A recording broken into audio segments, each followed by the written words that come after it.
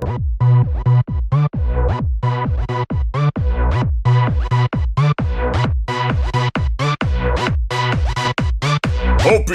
style. League of Legends style. Garen style. League of Legends style. Garen style. Greetings, summoners, and welcome back to my Lane Bully video guide series featuring Garen again. Big surprise.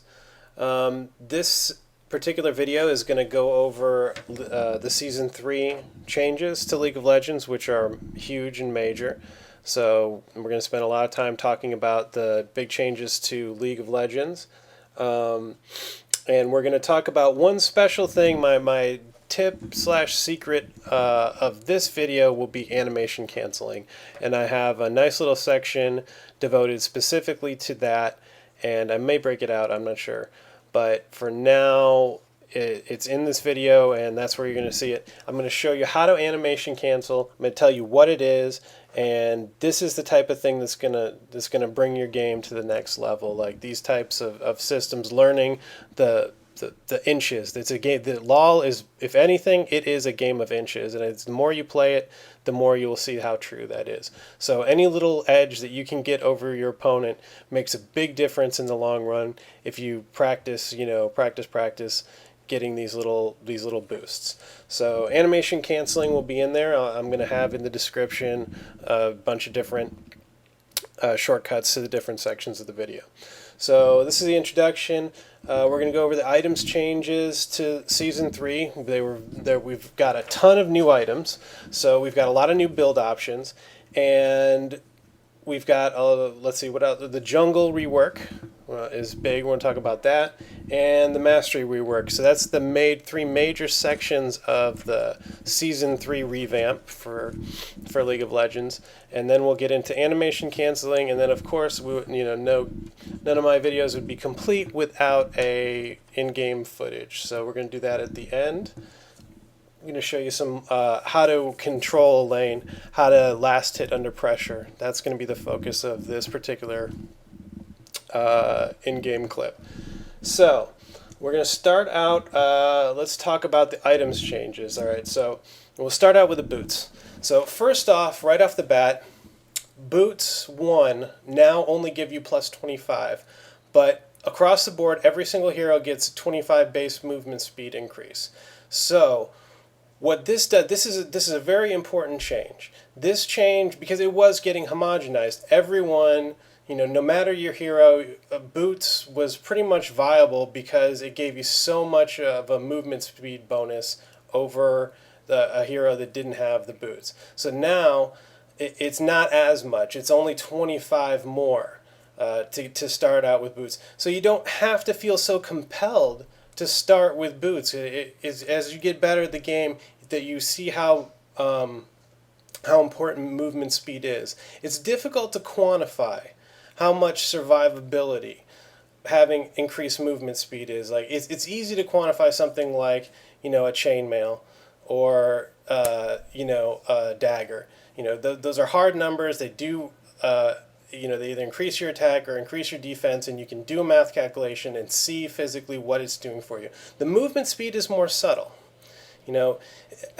How do you say how much defense it gives you because it gets you out of auto attack range because you're quicker, and now they miss an auto attack because you're now out of auto attack range faster. So it's defensive. It's also offensive the other way.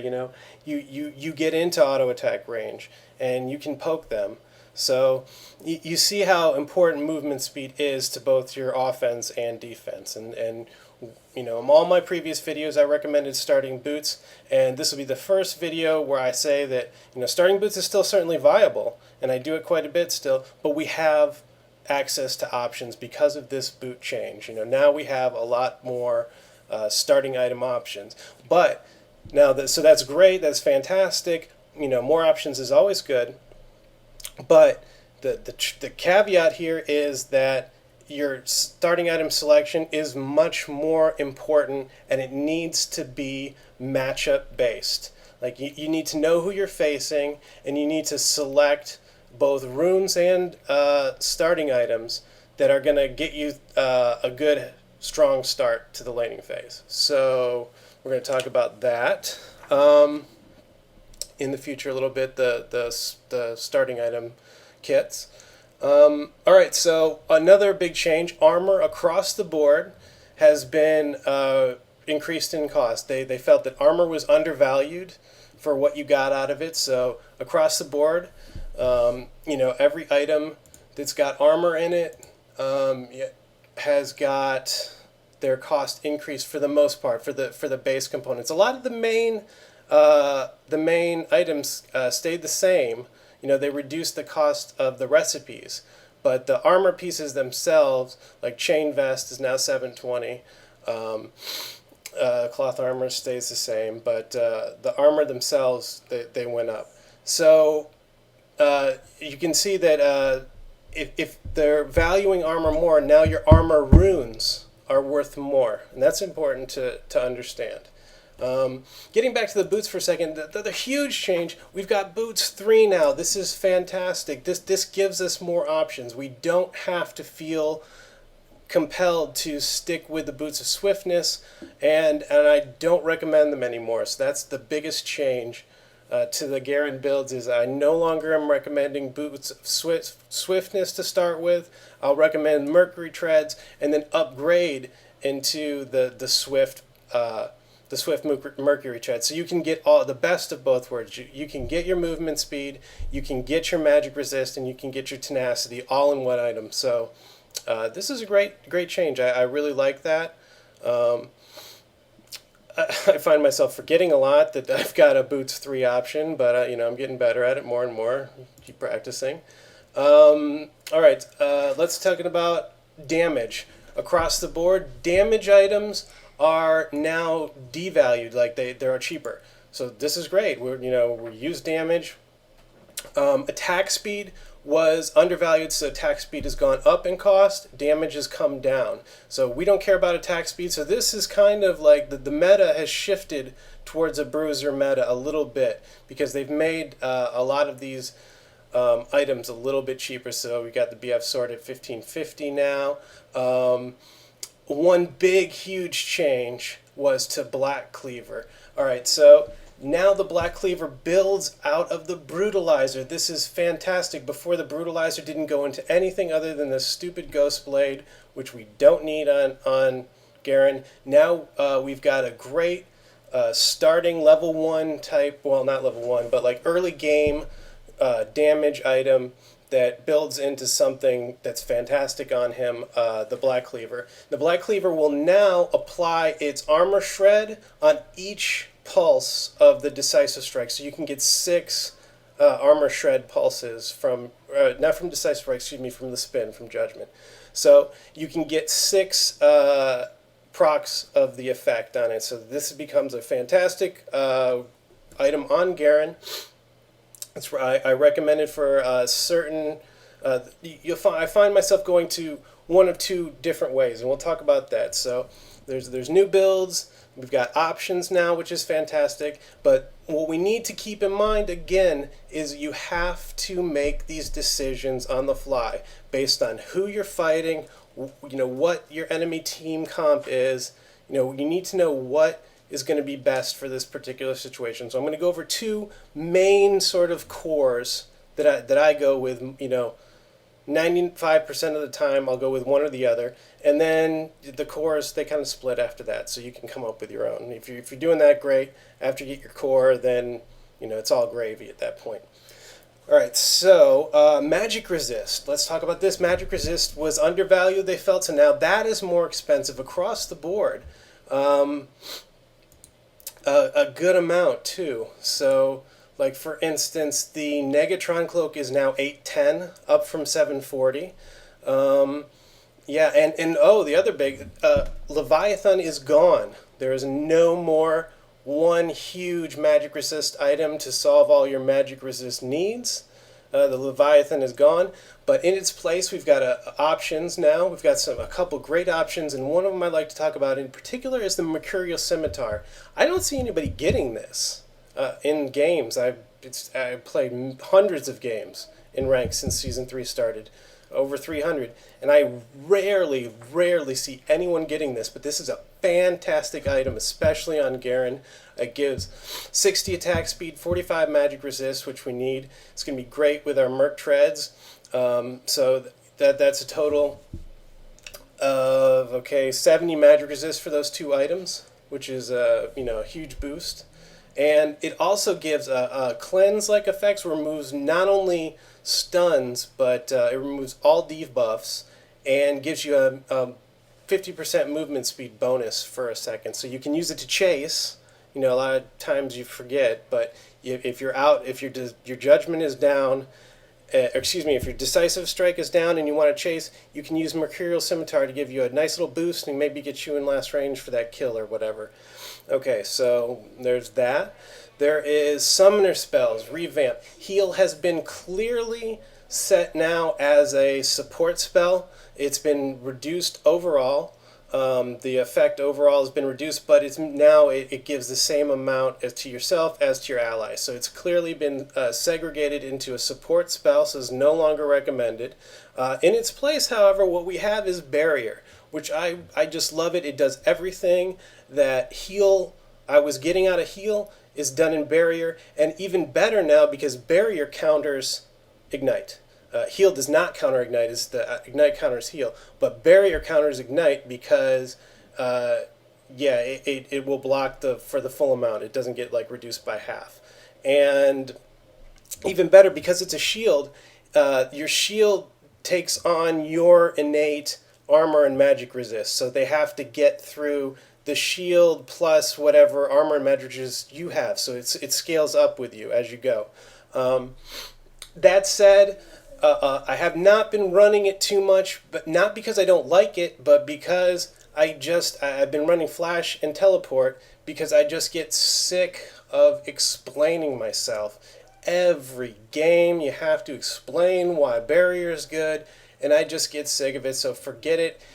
To save myself the headache, I just get Flash now. I finally caved in. Not that I think it's particularly bad to begin with. I mean, it's Flash. It's great. I've used it thousands of times on tons of different heroes, okay? It's a fantastic spell. But don't sleep on Barrier. It's a good spell. It's a fighter spell. It's perfect for our gameplay style here. So if you're working with a team, a 5-man team where you can explain yourself and they're not going to question you, feel free to use this. And if you're running through the solo queue gauntlet like I do every day, you can find me.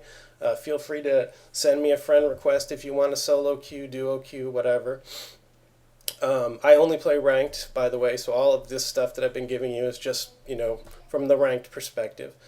In any case, if you're running through that, they're going to give you to hell on Earth, so save yourself the hell, just get Flash and Teleport, and then you don't have to listen to it. So that's the Summoner Spells changes as it relates to us. There's a few other little things you can look at on your own. Let's talk about the starting items. No more Mechie Pendant and Pendant of Regrowth. They have nixed these huge regen, the mana and hit point regen starting items. They say those are going bye-bye. You now have to... Now, what does this mean? This means that you have to be cautious and careful in lane. They want to reward folks who are good at, laning well and, controlling their damage intake versus their damage output and, controlling their mana. The people that are good at doing that, they want to reward them. And they don't want to just bring everybody up to their level by giving these huge regens. If you have this huge hit point regen and huge mana regen, it kind of, makes the people who do it by skill alone and don't need the regen, it takes away from them, so it's now we have this separation here. So the folks that were using those things as a crutch, no more crutches. You got to get out there and you got to learn how to lane properly. So that's a big change. We've got the jungle changes. So let's talk about this for a second. Now, jungle is back to the Season 1 jungle, or, close enough that it makes not too much of a difference. 1 clear gives you level 4. That's the important part. And the scaling has been increased so that you can get a fairly respectable farm by clearing your jungle. So it's a legitimate goal stream now. I think in Season 2, it was just not as good, and everybody was focused on ganks. The jungler had to gank, and if you fail the gank, you kind of ruin the whole game, because it becomes down to which team had the jungler be successful versus which one didn't, because if he wasn't successful, he's got no other options. Now he's behind, and he's a liability. You're better off in that scenario just going 2v1 top and zoning out the top to make up for the EXP and gold reduction. So they've changed that. And also the other big change is just the selection of junglers. They've watered down they've increased the jungle, the main dude at each jungle camp, like the big guy, he's stronger and the little baby ones are weaker. So it's not so much the AoE junglers that are just dominating now. Now they've given new life to the Warwicks and the Trendemirs and the Udyrs and those single target, well, Udyr not so much, but those single target types. I always play Udyr with Tiger Stance, so it was a good buff. Anyway, the single target type junglers are now back to being viable. The Shyvana type junglers, they took a little bit of a hit, but you know what? They needed a hit because they were just head and shoulders above all the other ones in clear times and just, advantages. So that's a jungle. And the other thing, what this applies to us as a top lane Garen is we've got less ganks to worry about. I'm not advocating, don't buy wards or something like that. Buy your wards. I'm pretty good at it. I'll tell you what, I buy wards all the time. What I forget to do is put the damn things down. Like I'll get to it in a minute and then start last hitting and getting into the laning groove, and it slips my mind. So it's a gameplay flaw. I'm working on it. Sometimes it'll be like well into mid game and I'll still have that stupid ward there. I'm like, I'll put it at Baron, whatever. But in any case, buy your wards, but you don't have to be super paranoid all the time about these ganks, because the jungle being harder means that they don't want to risk as much. It's a big commitment to do a gank now, because if they get low, then they're set back in their jungle and it's just sitting there. They're not getting gold that way. So, it's taking a little pressure off the lanes, getting back to like sort of a gentleman's type game, like. Let's lane, have it fair and good, and don't have to worry about so much about these level 2 ganks and yada yada. The sort of Season 2 nonsense jungle. Okay, the next big thing, the Mastery rework. Huge changes to the Mastery trees. They moved the first and most important thing to us is they took all the movement speed ones and put them in the support tree, which is probably a good idea. There was a movement speed initiator mastery in Season 2 that was really great. I mean, I miss it, but you have to have something in the support tree. There really wasn't much, and now there is. So that said, I still don't recommend going for it. It's not. It's not worth getting into the support tree. We've got some really great new ones in the offense and defense, mostly in the defense, I think. The defense is the strongest tree. So let's kind of dive right in. The next section is going to be about our starting build kits. So we'll start that transition here. We'll talk about the masteries that I'm recommending for most scenarios. I use these. So it's a 14-16-0. The big change, and wow, you're not getting the cap-offs. Well, you know what? I think that the biggest ones in the defensive tree now are Relentless and Tenacious. The other ones are great. You get armor, you get your armor, you get mag resist, you get your hit points, you get your tower reduction damage, which is great. You're going to be taking a lot of tower hits. Wait till you see this clip. This game that I play, I'm going to show at the end here, is pretty fun. Tenacious reduces the duration of crowd control effects by 15%, stacks multiplicatively with tenacity. Okay, so what this means is if you multiply this times your 35% tenacity boots, the MR boots, you get back to the old school 40%, 40 point, and a little bit of change. So those of you who remember how the MR boots used to be with tenacity, used to be 40%, now you can get it back here. So that's great. And that's out of the box with nothing, the 15%. That's great, great, great. Highly recommend getting this. And, the other stuff here, again, we have some flexibility. You have to go kind of deep into these trees to get the good stuff, but you don't have to feel compelled to go all the way if you don't want to. So this is one scenario. This is one mastery set that I personally use. I'm not going to say it's the only one you can use. You can try lots of different ones. This one works for me, and it works with the play style that I'm advocating. So there you go. So the other one is Relentless. Reduces effectiveness of slows by 50%, and that's on top of this. So this affects both, and this affects just slows. And by the way, Garen has not one, but two tenacity types that stack with tenacity, two effects, because the Decisive Strike removes all slows. They've shifted that off of the spin. That took me a long time to get used to. You get so used to the spin breaking the slows.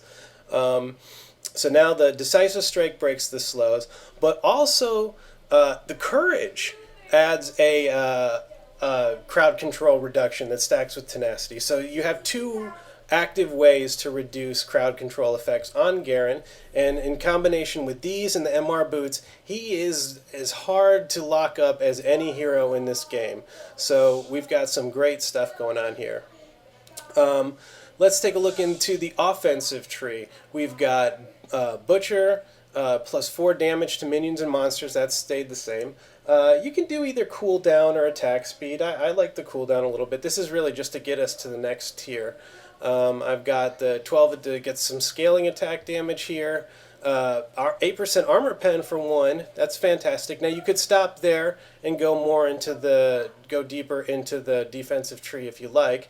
I really like the 2% offensive increasement and the plus 3 attack damage here. So this gives me a nice solid starting point. You've got some offense and some defense, and this is almost required. Like, I won't tell you it's absolutely, but these two are highly, highly recommended.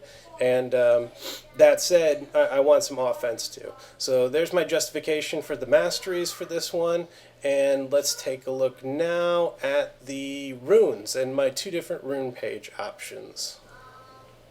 Okay, so let's take a look at 2 different rune packages that I use, and a lot of this is champion based, like who I'm fighting.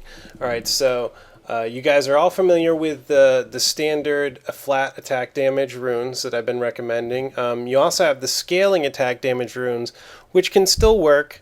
I think that he scales fantastic now, so those scaling attack damage runes are up there. I do find myself coming back to the flat damage runes because it's so important now to get a really good start. Even from level 1, you have got to get the ball rolling immediately. So we have the flat attack damage, which are somewhat devalued now because of the reduction of the damage item, the reduction cost of the damage item. So we still get 22. It's a lot at level 1. It makes your last hitting fantastic, all the way till you get back to base to buy your items. Then we've also got... Okay, where are we here? We've got, the other package that I use, which is, I know these are simple, guys. I know, and I feel free to criticize me here, but I like, my rune pages to do one thing. Like, I like to maximize it out, okay? So I know that you could probably mix this up and dilute it a little bit, however you want, but I like the 40 armor runes. You get plus 40 armor at level 1. That gives you a total of 71 armor at level 1, which is impressive to say the least. This is what I use when I fight Darius. This is what I use when I fight Aurelia. This is what I use when I fight...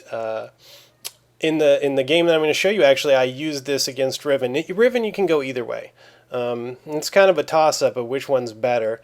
You're always safe with these, with the armor. If you're fighting a an attack damage top. You're always safe going with the armor because you can rely on your defenses and your regen to keep you in the lane. They can't push you out. Now with Riven, for example, you could go either way. You could go offense or defense. If you get lucky and you go offense, you can really cream her. But if you want to play it safe against your Darius and Wukong, who else tries to get cute? Renekton top. They fold to these 40 armor runes, and you keep the playstyle intact. Now you have to be really good at last hitting, guys. So, get those last hitting practices in there, because you're not going to have that huge cushion. But to compensate for this, if you're running the 40 armor runes, you can very well run the start out with the dagger. And we'll talk about that a little bit. So there's your two packages. Now you're going to want the offensive ones. You're going to want the flat damage ones. A lot of times you want to mix those with the boots as your starting item because that gives you mobility. Like you get in there, you get your last hit, you get out. This is what I use against Teemo. I do not recommend the armor runes against Teemo because he chews you up with his magic damage. I do not recommend the armor runes against Cho'Gath. Let's see, who else don't I recommend him against? Jax. The armor runes aren't going to help you too much there. His burst is AP based. Of Vlad, obviously, you don't want the armor runes there. So you got to make these calls on the fly. You've got a couple different packages, a couple different setups that cover a broad range of tops that you might face. Obviously there's, you could probably customize each one out. Like if I knew I was going to face Darius a lot, I could make a page that was custom perfect for him and then one custom perfect for, Wukong or whatever, Aurelia and so on. But, this is just one page that these are, pages that will cover a broad range of enemies that you're going to face top commonly. And, that's the purpose of this guide. You can customize them however you want after this, but this is a starting point. So, you're, like I said, you're always safe, feel safe to use these armor runes if you're facing an attack damage top. And a lot of people get comments having a hard time with Darius. Well, go ahead and use the armor runes and watch how easy it is. You just last hit, and then you build up. He gets frustrated real easily because he can't damage you the way he thinks he can. And you catch him off guard a lot. Don't forget your ult is your saving grace in that fight because your ult doesn't scale off of anything. Your ult is just timing. So if you time your ult correctly, you will do max damage no matter what your items or gear is. So now we have those two starting points. Let's take a look at how they break down into the two main builds. One thing I want to talk about, here's the newish build, I'll call it. This is to go with the armor runes. You'll start out with, that's actually only two. You get 2 potions and the longsword, I should say. I think I called it dagger earlier. Sorry about that, guys. You don't know. The dagger's attack speed. Excuse me, do not start with a dagger. Okay, so you start with the longsword, which builds into the brutalizer. And you get 2 potions, not 3. Fail. And this in combination with the 40 armor runes gives you, you get the 10 damage here. It gives you a solid base to start out with. So this is my, a good solid defensive foundation. First, when you get the 1337, you get the brutalizer. What a great item for 1337. So there's this plus the level 1 boots is going to be probably your first trip back. This will get your damage output up there because don't forget we've sacrificed our damage runes to give us that in lane immobility, like they can't push you out of that lane. So start out with this. You want to finish off your boots pretty quick here, and then first item, Black Cleaver, like we talked about before. This is a great item on Garen. Now they've changed the attack speed out and given it hit points, and then they let his spin proc the effect every 6 times per spin.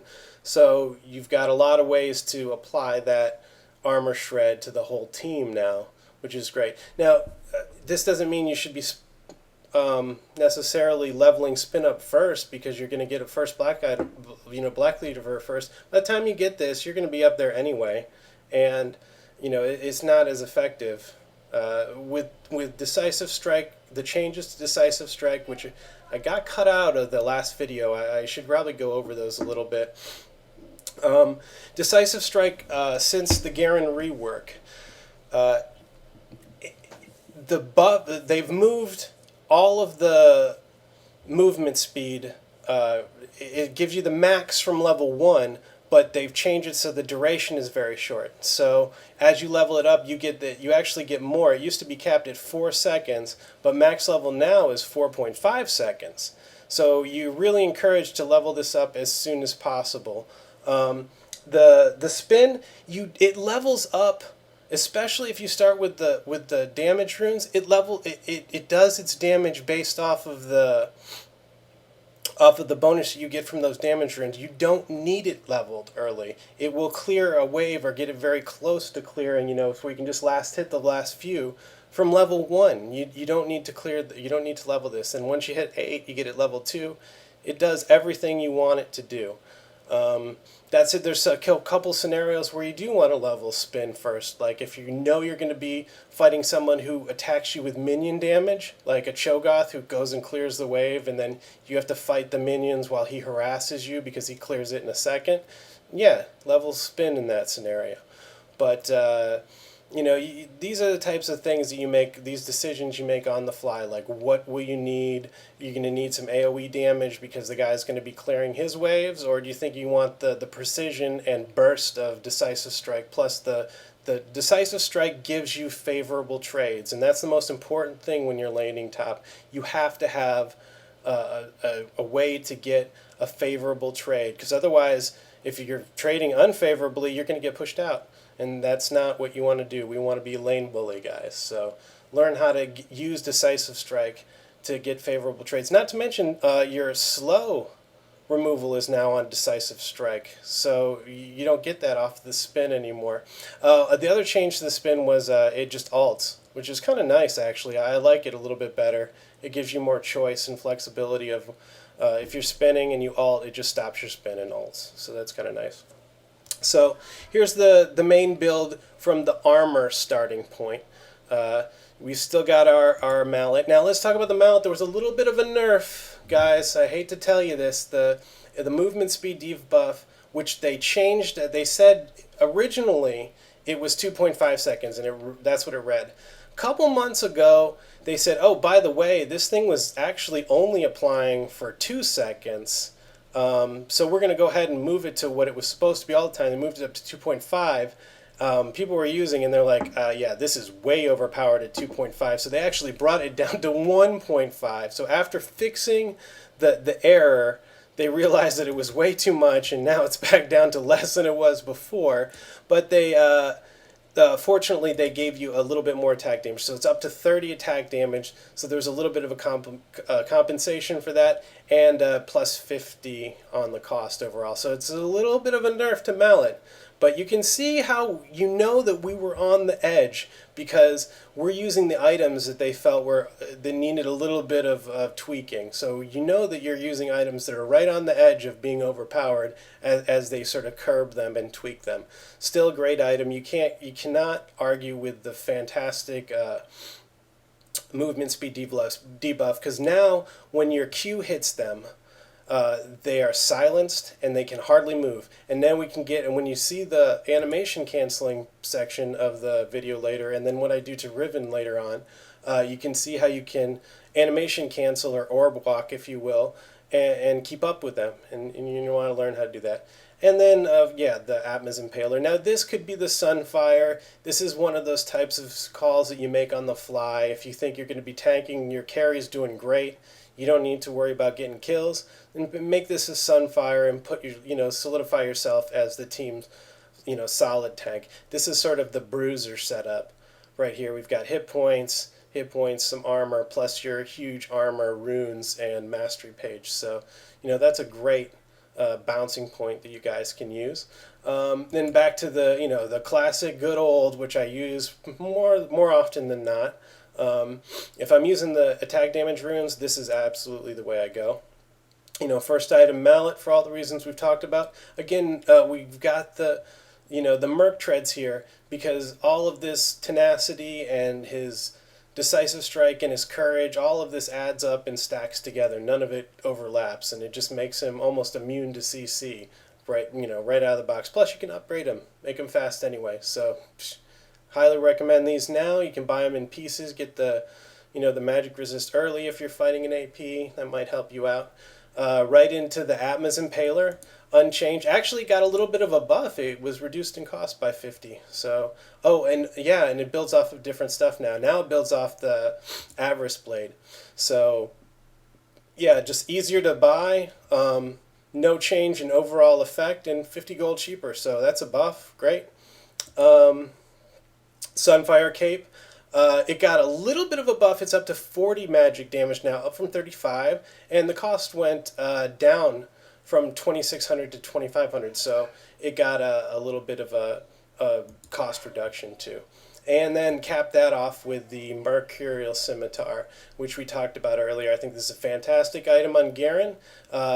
You can start out with a Quicksilver Sash, because that's usually what I get first. I don't get the BF Sword. I get the Quicksilver portion of it because I want that MR at this point. We're well into the team fighting portion of the game, and I want that MR. And then, of course, the great clicky on it. So there's our two main build updates for you guys. I'll put links in the description to both of these from this Mokulu's League build simulator. It's still pretty good. He's revamped it here. I like the old interface that looked kind of like the LOL interface, but whatever, it works. If you guys have any better build things, let me know. This one's at least up to date, so go ahead and put all that stuff in the comments. And okay, so the next section we're going to get into is the animation canceling, and I hope you guys enjoy this section. It's a part of LoL that a lot of people don't know about, even veterans that have got thousands of games. I mention animation canceling and they look at me like I've got two heads or whatever. But so this is like one of the LoL secrets, and I hope you guys get something out of it and enjoy it. All right, here we go. Okay guys, this section is called Anatomy of an Auto Attack, where I will break down what happens when you click attack on a minion or an enemy champion, what goes on, and we'll break it down, and you can see where you can find ways to maximize your hero here. And this is going to separate you. This is one of the types of things that you can do that's going to separate the average player from the good or great. I'm not saying I'm great, but I can at least do this. Now this animation canceling, this system is a holdover from Dota, Defense of the Ancients. A lot of you guys know what this is. It's what the game that LoL is based on. And this is an identical system, and so that's handy. If you have those skills, they translate directly over. So when you click on attack, what happens? Your hero begins what is called the auto attack animation, and it can be divided into three unique sections. The first section is the wind-up. So this is a lot like a golf swing or a baseball swing, if you're into baseball. So the first part is the wind-up. This is the part where you've clicked attack and your hero is playing an animation, but he has not yet dealt damage. You can cancel the attack at this point and move to attack something else. So you see there's two minions here. Maybe I wanted to go and attack the other one instead or whatever. So you can stop it at that point, but he will not deal damage. Now that's the first part, so that's the wind-up. The second part is 1 frame long. It's called the impact point. Now the impact point is pretty obvious. It's the point at which your character has now dealt damage. He's done something. The server's registered the damage, and that's it. So your auto attack is essentially complete at this point, but he will continue to play an animation, and these last frames are called the backswing. Now the backswing is the important part here, guys, because the backswing can be canceled. You cannot start another wind-up before the time that the backswing is set to play. So let's say it's 0.2 seconds or whatever it is. This is all depends on your attack speed. The number of frames for each section, other than the impact point, which is always 1, the number of frames for your windup, the number of frames for your backswing is dependent upon your attack speed. So the higher your attack speed, the less frames. So what we can do is, after the impact point, we can cancel the frames of the backswing, but we're going to go ahead and just take a look at a regular auto attack here, frame by frame. So he's standing in a neutral position, and my cursor here is red. I've clicked on the monster here, the minion. So he begins. This is called the windup. As clearly wind up, boom, impact point right there. You see they've got the gold for it or whatever. This is the 1 frame long point at which he's dealt damage. Now everything past this point is backswing, and you can cancel this. You can move, you can give it an attack input. Again, he won't start another windup until the cooldown from the backswing is off, but he will move. So you can do something. You can cancel the animation sequence, and that's where we get the term animation canceling. You'll sometimes hear this referred to as orb walking. I don't usually hear that too much. It was always animation canceling in Dota, but you hear it called orb walking, and a lot of times people calling it orb walking are usually talking about ranged heroes, but it's doing the exact same thing. We're just looking at it on a melee hero here. So, we'll keep playing it out. It's all backswing, and yeah, so there's your auto attack, just the basic auto attack, and you see what the 3 parts you can break it down to. So now the next thing I'm going to do is, one thing you'll notice is that each hero has a number of different auto attack animations. They look cool, they're just different, it's there to mix it up, but they're all exactly the same length. They have the same number of frames for the windup and the backswing. So it doesn't matter which one he happens to play, but the effects are all the same. So what I'm going to do is I'm going to show you 2 identical animation sequences, 2 thrusts or whatever, and you take a look at it, and then you can see how much time you can save, and how efficient you can be by doing some animation canceling. So that's what I'm going to show you next, and we'll get right into that clip. So the next one will be a regular thrust with no animation canceling. Right, so this is going to be the first thrust here. As you see, he's standing in a neutral position. I've clicked on auto attack for an enemy, and let's just roll through this frame by frame and see what goes on here. Alright, so I've clicked on attack. Here he goes with the wind up, impact point. There's your impact point. Okay, so on. And this is all backswing, and let's see, there he goes. Now he starts the next wind up. Okay, so you see there was a good amount of backswing between the impact point and the start of the next windup. All right, so now let's take a look at another auto attack where I do animation canceling. So you see Garen is standing there. I've just completed an auto attack. He's standing, as I call it, flat-footed. If you're not doing any animation canceling, you're just standing there flat-footed, letting the auto attack animations play out by themselves. All right, so he's standing there flat-footed, and we'll just go here frame by frame. We've got the beginning of the windup, more windup, boom, impact point right there. Looks cool. And keep on going here. So now we're into the backswing. This is backswing,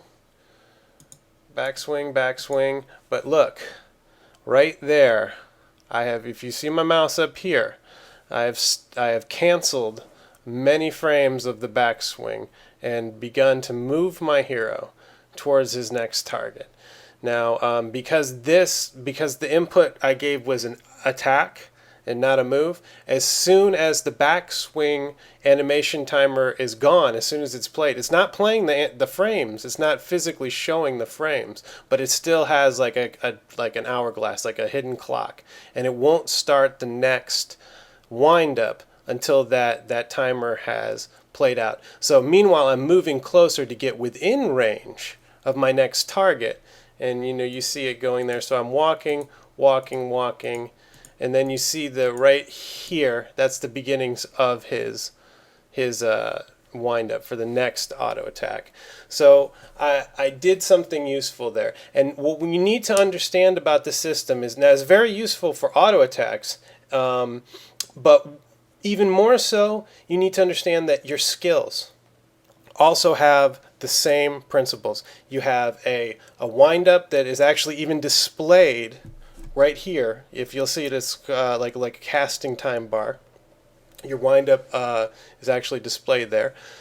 It has an impact point and a backswing. So your skills have backswing too. So you can get more out of your hero if you learn how to animation cancel. You can move into position for the next auto attack. You can cancel the backswing on your decisive strike. For Garen in particular, that what they did was they added a hellacious backswing to his decisive strike. They did not like our 3-hit combo.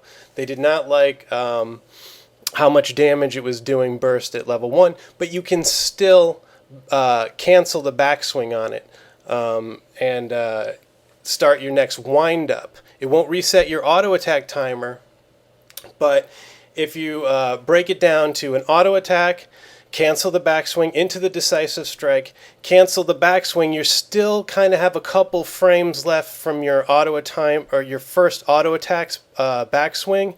You might have a few frames, but if you move and you're not standing flat-footed, as soon as that timer is up, you'll start your next auto attack. So it's very, very close. You can still do the 3-hit combo for the most part. And don't forget, you've got this fantastic movement speed buff from the decisive strike. So you're moving pretty quick to get in range, and they're not going to get out of range of auto attack. So it's still essentially the same thing. It's a 3-hit combo. So there you go. So that's and auto attack broken down. You get to see animation canceling frame by frame. I hope you guys liked it. If you guys did like this part a lot and you think I should split it off of the main video, which is going to be obviously really long, let me know in the comments, and I might split this part off and make it its own section, its own special video. Alright, thanks. Alright guys, so let's take a look at a game that I played recently. Did pretty well in this one, so I thought it was a good one to show for my video. We're at level 1 here. We've decided to invade. Notice how we come up the middle. That a lot of times that's going to be your sneakiest way. See, we're screaming at the ash, don't go through the river, because you don't want to give away your position here to these guys who would have seen. So we're able to assemble in the river. Kaz is checking to see if they're in ours. I don't know if that's smart to go alone, but in any case, so we've managed to assemble here. Tarek's trying to bait us out, but we're patient. Got to be patient on these. Yeah, okay, so we're setting up. We're going to wait to about 135, 140-ish before we go. We're going to try and let them back off if they are there, and indeed they were. So let's see, 140, we're going to wait till 145, and then we're going to go. Alright, there we go. The LeBlanc reacts quickly. Mumu lands his bandage toss, forces her to flash out. Alright, now we're pressuring their blue. I don't know what Hecarim's thinking here, going by himself. I flash to decisive strike, pick up the first blood. Now I've got my teleport up. So while they take Hecarim's blue, I go back up top, and now they'll get both blues. So Hecarim is now stuck with 0 blue. This is going to make my life easier up top. Hecarim's not going to be able to do much. His whole game's kind of slowed down. Hecarim without blue is really tough to jungle with. So we're starting right here. Now, I'm sort of just feeling out the Riven. I wanted to see what skills she's got. She started with her stun.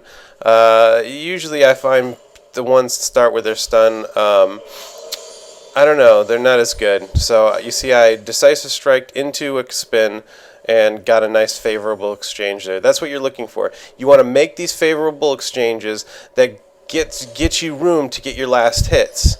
So, non-stop. Same thing. Decisive into the spin, back off. Don't overcommit to these things. You're not going to kill her in one go-round here. So you just create these good scenarios that gives you room to farm. You know, she's trying to do the same thing. So she used her shield there, her shield dash, which, like, it's an even trade for the decisive strike that I landed. But what it does is it keeps her off her minions. So we're going back and forth here. You know, I got more minions right now, but then again, she has got a wave to clear. So we stay pretty even at the beginning here. All right, let's take a look. So my wave's pushing pretty hard. I'm not too worried with the Hecarim back as far as he is. Just try and get whatever last hits you can. Never stop the harassment. You got to keep that pressure on. She has got armor in 5 pots, which is like the worst thing, you know, the best thing to get against Garen. You know, non-stop sustain plus armor. And keep in mind now, I am not running my damage runes, so my damage is low here compared to what it normally would be. I've got, you know, my defense is up, which is fine. As you see, she can't get through my defense. It's going to take me a lot of work to whittle her down, though, without my damage runes. It doesn't come super quick. But that's this game, you know. Right now, especially for this meta, they want you to be patient. You know, you get what you can get slowly. Take your last hits where you can get them. She's not terrible. She's getting a lot of them. Let's see. We are at... She's got 15 to my 16. So we're even right now. But you notice now the lane will push back. And one of the reasons that I wanted to show you this particular clip is because... I do a pretty good job here of what I call lane control. You want to be able to freeze the lane in your butter zone, which for us is right here on blue side. So let the minions live as long as possible, only last hitting at the very last second. This will keep the lane pushed you know, towards you. And we'll be able to, you know, even though we're even here, 19 to 19, you know, I'll be able to create some separation in gold and EXP by doing this correctly. So she's got her minions. She thinks she's doing good here, but what she doesn't realize is, especially with Hecarim here, that I'm going to be able to freeze this lane, no problem. You know, I don't know that Hecarim's there. I've got no wards, but you know, you assume he is. You know, you don't want to just go with all these minions here. If I was to engage on her, I would take an awful lot of damage. So right now she's on the offense, if you will. Like if we were playing basketball, she would be on offense right now. It's my job to pick up all these little, you know, baskets right here. And I do a good job, I think. Missed that one to the turret. I get, I think, all the rest of them here. Get this one. She can't get to her minions. And there's no end in sight to this. This will happen, you know, as long as you can keep doing this. I'm full of hit points. Now you notice I picked up a couple minions with the spin, so it wasn't just to harass her, but it did keep her off me, you know, away from me a little bit. They don't like to sit in the spin, even though the spin's still only level 1 here. It doesn't do a ton of damage, but it scales off of your attack damage. So if you're running those attack damage runes, level 1, level 2, you can clear waves or get them down to little slivers. So, and that's all you want, and then you precisely use your regular auto attacks and decisive strike to finish it off. So Riven's gone back here. She knows the lane is pushed. What she's hoping is by the time she gets back, you know, the lane's going to be reset. But I'm not going to let that happen. You know, I've got an advantage here, and I am not going to give that up, not without a fight, especially when she's not around. So I can just keep this wave right here, and I'll speed this up so we can just kind of go through it. Getting most of these. All right, she's back. The lane's right where she left it. Thank you very much, Riven. Now let's look at the score. I'm 45 to her 24, so you see the separation. And not only has it been separated, but she's still, there's no no end in sight. I can just keep it right here. I'm full hit points. You know, this is a sustainable position. You notice I spun and then pulled away. I don't want to push the lane. You got to be careful when you spin. Just use it to get a last hit or get her off you if you have to. But for the most part, try and you know, deal your damage in a controlled manner. You don't want to deal AoE damage, not when you're in the butter zone here. You just want to keep it here as long as you can. And it's been here for a long time. You know, in LoL, this is an ancient, you know, an epic amount of time. I pull her into the turret for some turret damage. So I've already got a nice hit point advantage. She's been back to base. I haven't even been back to base once yet. And don't forget I got that first blood. So I missed her, actually. I was trying to decisive strike her, and I landed it in a minion. That would have created a little bit of a gap there. You know, you always want to create favorable exchanges whenever possible. Never letting up. You know, as soon as she gets in there, I'm on her. You know, if she goes in, you have to be relentless. You never let go. Once you have an advantage, you never let it go. So here comes the Moo finally for a gank. He lands his bandage to us. He's low, and this actually works to our advantage here. She gets tunnel vision. She wants him bad. He's out of range. She stuns me to get away, but I've got my flash up. I pick up the kill. You know, nice, good job of Moo. He was really just great bait there, to be honest with you. She got tunnel vision. She needed that kill. She's so far behind. She needed something to happen for her. I come over here. I missed some last hits because I'm like, good job, a moo or whatever. You want to do that, guys. You know, don't just be like, you know, don't say anything. Like, just give credit to the junglers when they help you out, and they're more inclined to help you out. But I don't need to tell you guys common sense. So I'm not stopping on the last hits here. Let's take a look at the score: 69 to 35, 70 to 35. I have literally doubled her CS now, and 2 kills to her 0-1. So yeah, you can see how the snowball occurs. It's slowly. It wasn't like anything like an immediate turnaround. You know, we started out pretty even here, but now I've really started the snowball, and you'll see the effects of this as we go. Still have not been back to the base. So Riven's got all kinds of regen here. She's got her Vamp Scepter. She's got 2 regen beads, or rejuvenation beads. She's going to make the Warmogs or something. She's trying to stay in the lane, but she just cannot do it against me. Even with me, and all I've got is my longsword here. I don't even have boots, so it's just with a regular old longsword and armor rooms I was able to create this separation. I'm still on her. You know, if she comes near, I decisive strike her. If she tries to get her, anything she tries to get, I punish her for it. You know, and now the lane, look, the lane's coming back. Well, it would have been, but I had to spin a little bit. Alright, so I guess I could have let the lane push back, but instead I'll get all these last hits, which is nice. 85 to 47 is the current score. She loses a couple to the turret.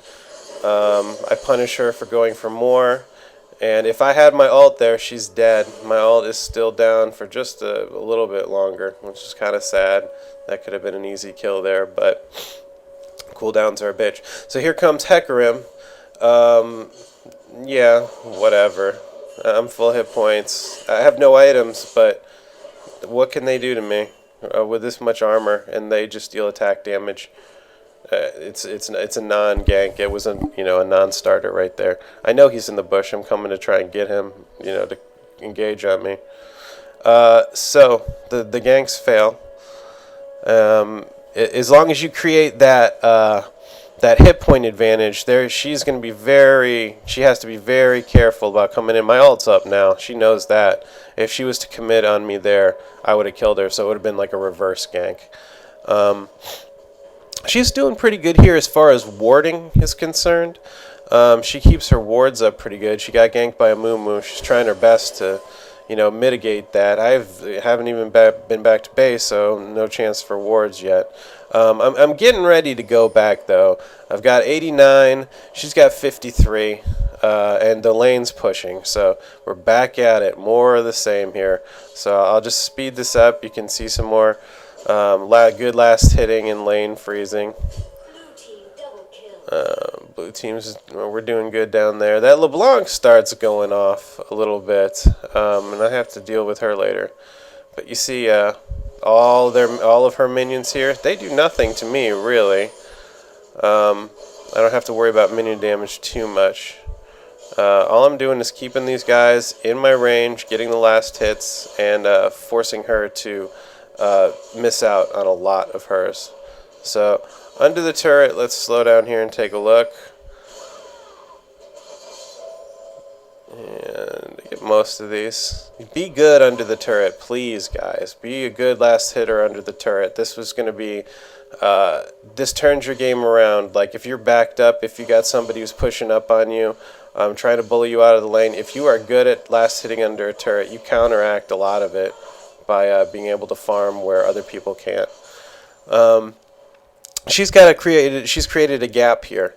And a lot of it is due to the item imbalance. So I'm actually just trying to get these couple last hits and then go back to base. So yeah, you see, yeah, I'm getting the last hit. She gets a little bit of a breather here, but don't get too comfortable, Riven, because I will be back very, very soon. A Moo is able to cover my lane. It's not super necessary. It keeps her off my turret, but I have teleport up, so I'm going to be back in a second. Yeah. So here I am. I'm back. I've got my mallet and my Merc treads on my first trip back. So yeah, the difference is quite a lot from where I was before. So I start right out. You got to whittle them down. You're not going to kill them in one burst, so it takes some work. That's okay. She's pushed the lane here, and it will go back to that lane frozen position. I hit her once and then spin to try and get a little bit of damage in. It's going to take some time. The lane is clearly pushing in my favor here, so I don't have to worry about that. Just same thing. There's like a little 3-hit combo there, 2-hit combo. And in the meantime, I go back and get the last hits. You create that gap, and that buys you breathing room to free farm. And that's really what I'm doing. 114 to 66. 116 now. And the lane's pushing my favor. So not only am I way ahead in the creep score and in kills, but I'm still controlling this lane. You see me walking, pacing back and forth, keeping her off of her EXP and gold. Once you got your foot on their throat, you never let up. Don't ever do that, because that's how you throw games, is when you give them breathing room, and they take advantage and can turn it around sometimes. So lane's pushing, getting all of these little last hits here. Second, in the lane frozen. Okay, so I hit her. Yeah. I'll speed this up a little bit so you can just... Yeah, you see I'm getting a lot of these last hits. She's stuck up there at the turret while I'm sitting here just free farming. La la la. You get no experience. I get all the gold, and you can't do anything about it. She just has to sit there. What can she do? Nothing but get mad and get frustrated.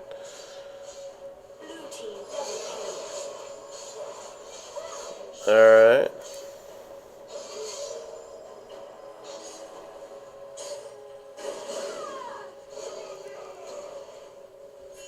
More of the same. I'll just keep speeding this up. Get that lane right there.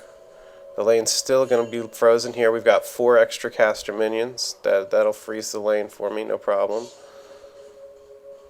You need extras when it's a cannon minion wave, because your cannon minion starts dealing extra damage quicker. So it's harder to freeze the lane on the cannon minions. You need a lot of extra creeps.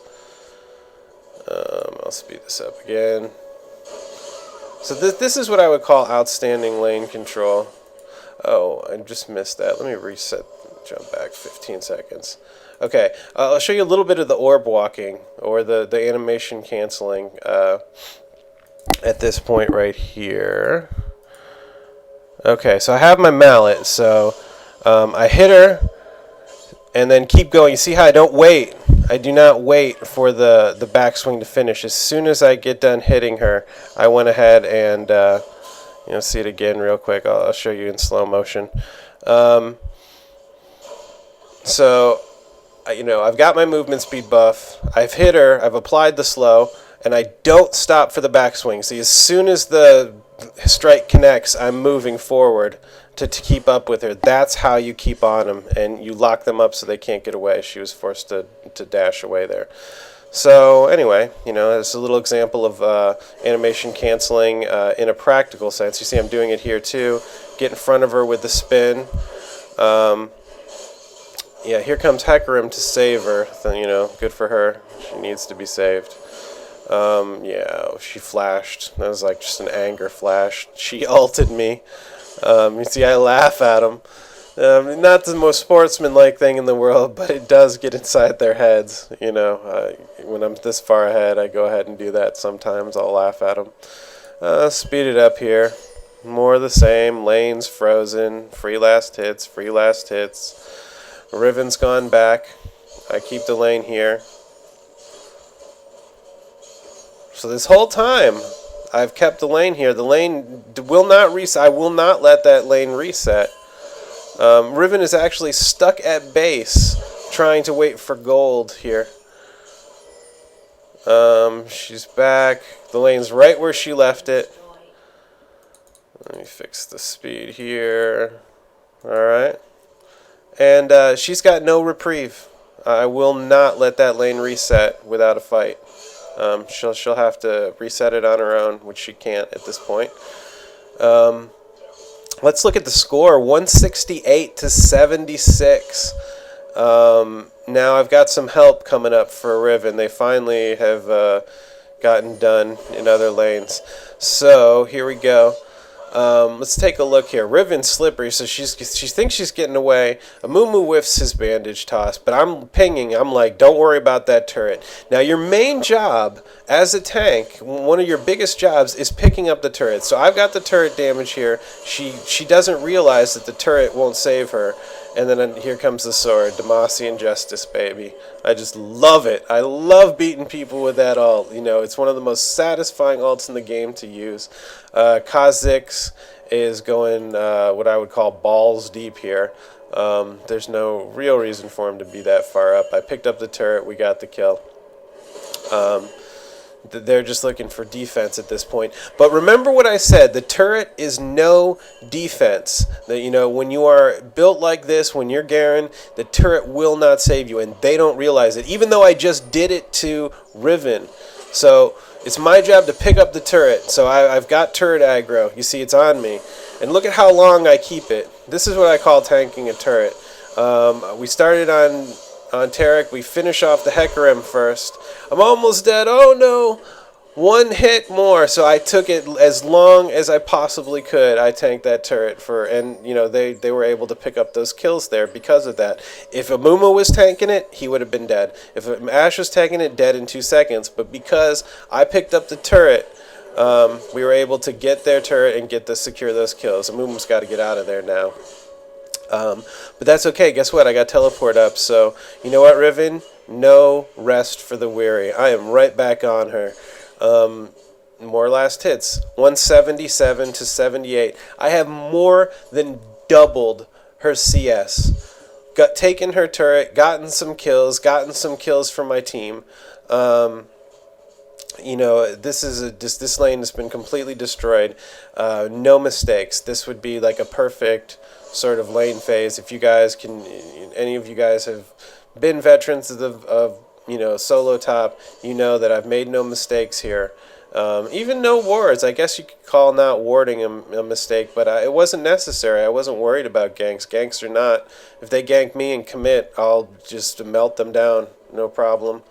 And no real offensive items yet. I did pick up my my Impaler, so she's in big trouble here. She jumped on me.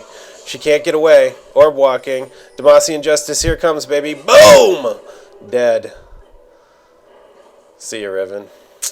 It's fun. It's good times. Meanwhile, I'll take this turret here. Let's look around and see what my team is doing. Their Sivir is kind of running a little wild. Let's see where she's at. She's 5-2. She did well this game. The Sivir and the LeBlanc did very well this game, actually, especially the LeBlanc. She was melting people. So I think this is bad for them right here. Okay, so it's a non-fight, a non-starter. Nobody came up to contest my turret push. LeBlanc, you see how little her pokes do to me with the boots and all the defensive runes and my raw hit points. She can't really poke me. Let's talk about raw hit points again for a second. Raw hit points are the best defense against mixed damage, and balanced teams deal mixed damage. You're never wrong to get flat hit points in these scenarios. It doesn't hurt you. Alright, so Kha'Zix, boy, he is balls deep again. There's 3 on him. He needs to get out of that, but he won't. He's low. It's caused the Ashe to get caught.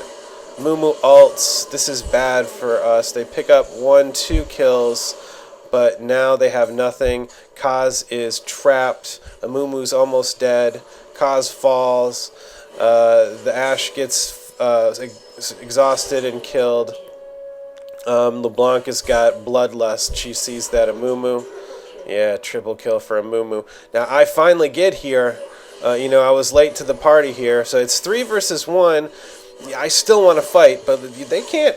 You see, I'm engaged, kind of. If they wanted to, they could have committed on me there, but they know that they're not going to kill me. So I'm staying here telling them, hey, wait for me, guys. They're like getting all like, oh, LeBlanc's, she's, let's quit. LeBlanc's, she's disgusting. We have no chance. All right, so let's look. Here's the Sivir. She thinks she was farming those minions. She thinks she was safe. But no, she spell shields my decisive strike. That's fine. Turret will not save you against Garen. It does nothing to me. It's like it wasn't even there. If turrets are a lock, you are the freaking key. You need to be that guy who picks up the turret. It's not your only job as being the tanky initiator, but it's your main job. Pick up the turret, let your team deal the damage, and not have to worry about those turrets. And the way the turret mechanics work now is once somebody picks up the aggro, it locks on you, and it will stay locked on you until you get out of turret range, and then it will reacquire a target. So it allows tanks to go ahead and to pick them up permanently. So we're kind of going after LeBlanc here. Ashe could have been the hero and stopped LeBlanc. She gets scared, which I guess is probably a good idea. See, it's me pinging like crazy. I'm like, go get her. She's in that bush. She was in the top bush here. Oh, look at this. If I had gone, I would have got her, but you never know. So, close call, LeBlanc. I'll have to deal with you later. Alright, so let's speed this up now. Not too much action for a while. Oh, let's go back there. Okay, let's go back. And we'll play this out. Okay, so Tarek wants to come ward Baron, which is a good idea. There's nothing wrong with wanting to ward Baron. Here I am in the bush, and let's take what. So he's there. He thinks he's safe, but wait. You gotta wait for him to commit. There now is the time. Bring down the sword. Demacian Justice. Riven doesn't see quite a way. She takes a second to react. I flash, hit her. I start to lock her up. She knows the turret's not going to save her. She knows it. I'm on her, so she has to run. I've picked up the turret here. I'm trying to hold turret aggro. Hecarim comes and pushes me out into turret aggro. So we disengage. Kha'Zix sadly gets caught balls deep again. He thinks he's invincible. I take a second here to say, listen, Kaz, don't try and be me. Just stay behind me, and we'll do okay here. The team kind of panics a little bit, but I'm like, I can carry this game here. I'm 6-0, 206 to Riven's 91 creeps. I've more than doubled it. This is great. So we're in full on snowball mode at this point. Our Ashe isn't terrible. She's 5-3. It's okay. She's competent at least. She could have got caught there. Fortunately, I was standing by to scare them off. She could have easily been caught there. So let's speed this up because I go back to shop. What's going on down here? Nunu's getting caught. Nunu gets caught. LeBlanc gets caught in return, and we get that pick up there. Riven's going to get caught here. Turrets will not save you. Amumu picks up the turret here, which is not too bad. He's tanky. There goes Riven, and I'm on Sivir. You see, that's your job as the tank. You have to peel them off your carry and apply damage to theirs and apply pressure. I'm stuck over here by myself. It's 3v1. I'm perfectly tanky, but they need to come help. So, and they do. Kaz picks up the double. I'm just like, hey, don't stop. I got this turret, baby. So she's out of mana. I'll just hold the turret, pull down the sword. There's another Demacian Justice finish. Kaz is correct here in going after the turret. So another fruitful engage on our part. You see, I've absorbed a lot of damage. That's what you want to do. You want them using their skills on you, because if they use their skills on you, number one, it keeps your carry safe. Number two, they get less boom for their buck, bang for their buck. They, you have got great defensive here. So Mumu picks up their blue, but wow, look at that burst on LeBlanc. She's at 12 and 5. Yeah, don't mess with her, squishies. LeBlanc thinks she's she's strutting her stuff right now. It's time now for we need to do a full-on team fight here. So let's kind of speed up. Everybody's sort of getting in position. We want to gather up. We're kind of waiting on a Moo. All right. Okay, so they're fighting dragon. This looks like a good spot. I need to engage here. They're not picking up on this. Look at me, 3v1 here. But this is what you do. You kind of, what it appears to be, overextend, but you're like a MMO puller. You see, I was trying to pull them to my team. Ashe lands the arrow. I'm able to follow up with the decisive strike into the Demacian Justice for the quick kill. And let's see that now they've committed. LeBlanc, who's squishy but bursty, ends up getting killed. I'll pick up the assist on that. Good job, Kha'Zix. And now we're on the turret, which is what I believe is the primary focus. They've got a little 2v2 fight going here while we're taking down the turret. That's a bad new alt. But he's able to at least keep him distracted long enough for us to finish up on the turret. Ashe is way out of position here. I'm sort of coming to try and help her, but her ass is hanging out. Now we're back on the turret. We're pushing. Kaz engages behind the turret. I've picked it up, no problem. No, I'm sorry. Kaz had picked up the turret, but this is still a great engage. I picked up a kill on Riven. We're fighting, and we take out the turret. With the turret removed, their inhibitor is naked, and our numbers here are sufficient to take down the inhibitor, and they can't contest it. It's time for backing and shopping now. So speed this up. We go ahead and pick up a free dragon. Obviously we've got some free gold to pick up here. No problem. Great. So, this is a great scenario here. I'm 10-0, and LeBlanc, gosh, her burst. She's got great burst. I attack her, but yeah, I disengage. So it's time to back, and what I want is one good solid team fight. If I can get that to happen, the whole game will break apart. Will break into pieces. It's already pretty won here. It's not totally one-sided. 29-19. I've come back from worse than that.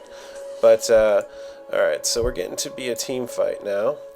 So you are the initiator. Even if you have to pull your team kicking and screaming into a team fight, you have to start these fights. You want them trying to use their skills on you. So there's 5 of them. I have to go in by myself to get them to commit to this, but that's okay. Ashe ults. I'm soaking up tons of damage here. Ashe finishes off Riven. They take me down, but all that damage they used to take me down creates this huge imbalance. And then that's pretty much the game right there. I'm saying, good job, guys. I don't mind dying. That's your job. Die. You're the tank. Let them kill you. This is 10-1. 10-1 and 8. This is a great game. Now, Ash, I don't get this, Ash. See, I'm trying to tell Ash to go for the Nexus turret. She wants to get this bot turret. Like, we could just end the game right here. They're all dead. You could have just finished the game right there. Nunu's got it. He knows where to go. Alright, well, they go for bottom turret instead. We get one Nexus turret. We pick up the bot inhib turret and the inhib. I guess that's better than just winning the game. Don't take your foot off their throat, guys. Don't do this. If you have a chance to win, win. Don't drag this game out. You will. So here I am, teleport back. I want this game over. I don't want this to drag out and give them any kind of a chance. There goes Riven. Her game has been screwed from the beginning. I pick up the turret. And that's it, guys. So that's our game. I hope you guys enjoyed it. I hope you guys learned something. And I hope it was entertaining. So let me know if you feel like I should do something different with these or what have you. Thanks for watching.